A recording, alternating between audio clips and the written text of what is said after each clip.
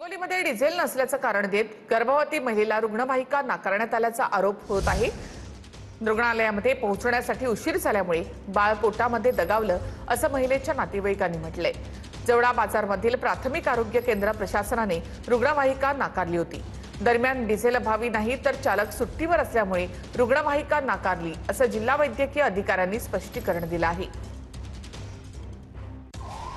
हिंगोलीत डिझेल नसल्यानं ॲम्ब्युलन्स न मिळाल्यानं एका गरोदर महिलेनं आपलं बाळ गमावलंय।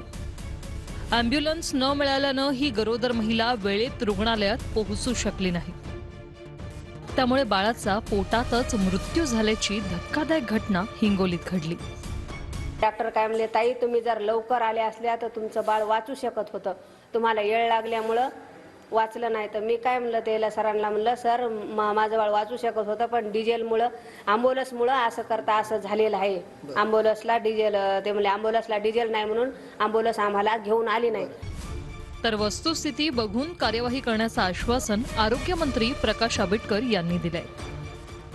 हिंगोली जिल्ह्यामध्ये जी घटना घडलेली आहे, फक्त रुग्णवाहिकेला तिथे इंधन नाही मिळालं म्हणून आज एका मातेला तिचं बाळ गमवावं लागलेलं आहे। याच्यासाठी सरकार सर्वस्वी जबाबदार आहे आणि सरकारने या बाबतीमध्ये जे दोषी आहेत त्यांच्यावरती कारवाई करणार आहेत का सरकार?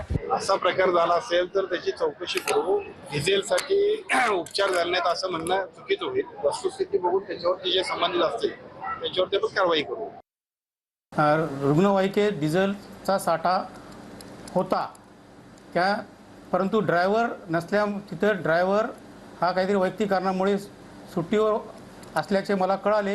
त्यानंतर वैद्यकीय अधिकाऱ्यांनी पर्यायी व्यवस्था न केली नसल्यामुळे रुग्णवाहिका सेवा त्यांनी दिली नाही असं प्राथमिक दर्शनी दिसून आले मला।